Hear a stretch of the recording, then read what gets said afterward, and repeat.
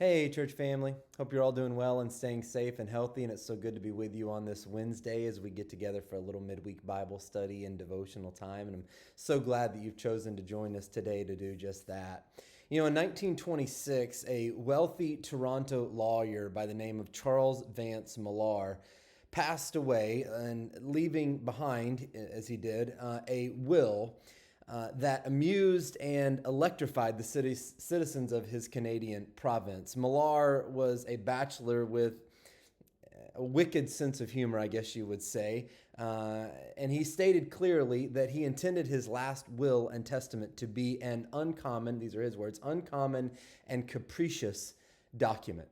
Because he had no close heirs to inherit his fortune, he divided his money and properties in a way that amused him and aggravated his newly chosen heirs. Here are just a couple of examples of his strange bequests. He left his shares in the Ontario Jockey Club to two prominent men who were well known for their opposition to racetrack betting. He left his shares in the O'Keefe Brewery Company, a Catholic beer manufacturer, to every Protestant minister there in Toronto. But his most famous bequest, perhaps, was that he would leave his fortune to the rest of his fortune, to the Toronto woman who, get this, gave birth to the most children in the 10 years after his death.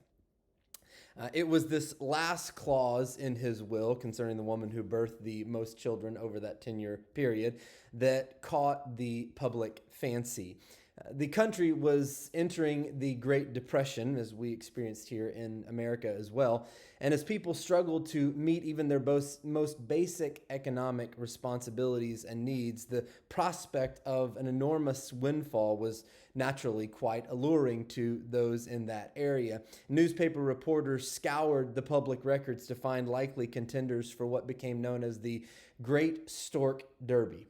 Nationwide, excitement over the Stork Derby built quickly, and in 1936, four mothers, proud birthers, if you will, of nine children apiece in a 10-year time span, divided up the Millar fortune, each receiving what was a staggering sum in those days, maybe not as much, but still a good number, of $125,000 apiece. Ultimately, though, Charles Millar caused quite a bit of mischief with his will as his final legacy to humanity.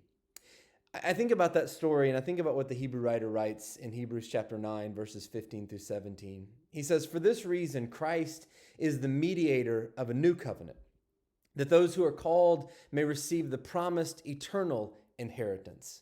Now that he has died as a ransom to set them free from sins committed under the first covenant. And in the case of a will, it is necessary to prove the death of the one who made it, because a will is in force only when someone has died.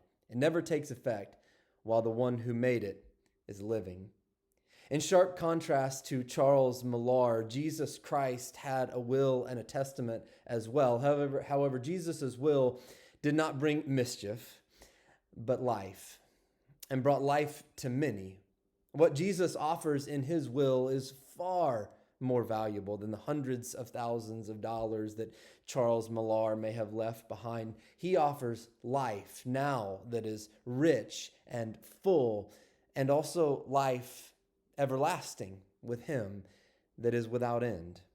And what is most wonderful is that the blessings he offers are not just available only to a handful of people who qualify for the prize because they've somehow earned it, but he offers his treasure to everyone who is willing to truly follow him and want to receive the ransom, forgiveness, grace, and life set forth in his will.